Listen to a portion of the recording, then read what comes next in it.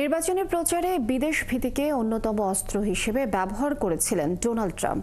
জয়ের পর সেই ধারাবাহিকতায় জন্মসূত্রে নাগরিকত্ব বাতিলের ঘোষণা এসেছে তার প্রচার দলের পক্ষ থেকে। এদিকে এনবিসি নিউজকে দেওয়া সাক্ষাৎকারে ট্রাম্প ক্ষমতায় যাওয়ার প্রথম দিন থেকে ব্যাপক আকারে অবৈধ অভিবাসী তাড়ানোর পরিকল্পনার কথা বলেছেন।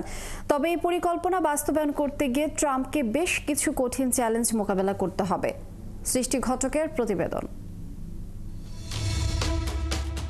নির্বাচনী প্রচারে গাজা ও ইউক্রেনের যুদ্ধ বন্ধ, অভিবাসন নীতি কঠোর, সীমান্ত নিরাপত্তা জোরদার সহ নানা প্রতিশ্রুতি দিয়েছিলেন ডোনাল্ড ট্রাম্প।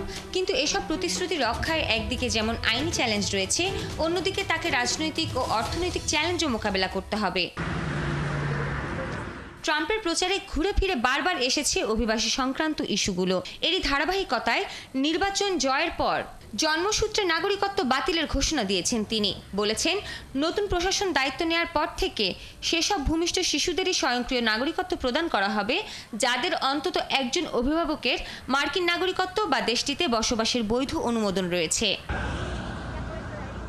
যুক্তরাষ্ট্রের অভিবাসন সংক্রান্ত আইনজীবীরা বলছেন, জন্মসূত্রে নাগরিকত্ব বাতিলে ট্রাম্পের নির্দেশনা মার্কিন সংবিধান বিরোধী এবং যদি ক্ষমতা গ্রহণের পর সত্যি এই নির্দেশনা কার্যকর হয়, তাহলে সংবিধান লঙ্ঘনের মতো গুরুতর ঘটনা ঘটবে। আর এমনটি সত্যি হলে সরকারের বিরুদ্ধে মামলা করা যাবে।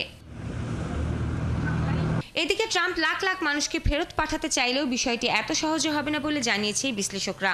তারা বলছেন, যদি যুক্তরাষ্ট্রের কোনো সরকার আইনি প্রক্রিয়ার মাধ্যমে অবৈধ অভিবাসীদের নিজ দেশে ফেরত পাঠানো শুরু করতে চায়, তাহলে সংশ্লিষ্ট কর্তৃপক্ষকে বিশাল এবং ব্যয়বহুল লজিস্টিকজনিত চ্যালেঞ্জের মুখে পড়তে হবে। বিশেষজ্ঞরা বলেছেন, 10 লাখ মানুষকে ফেরত পাঠাতে যুক্তরাষ্ট্রকে কয়েক বিলিয়ন ডলার খরচ করতে হবে।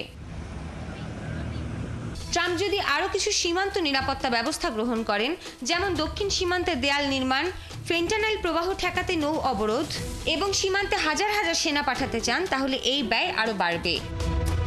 তাছাড়া আইন অনুযায়ী অবৈধ অভিবাসীদের দেশ ছাড়া করতে হলে তাদের আইনি প্রক্রিয়ার মধ্য দিয়ে যেতে হবে। অভিবাসীদেরও আইনি লড়াইয়ের অধিকার রয়েছে, যার মধ্যে আদালতের শুনানি অন্তর্ভুক্ত। কিন্তু ব্যাপক মাত্রায় প্রত্যাবাসন কার্যক্রম চালানো হলে আগে থেকেই প্রক্রিয়াধীন মামলা নিয়ে পূর্ণ অভিবাসন আদালতের ওপর চাপ বাড়বে। সৃষ্টি ঘটক, ৭১।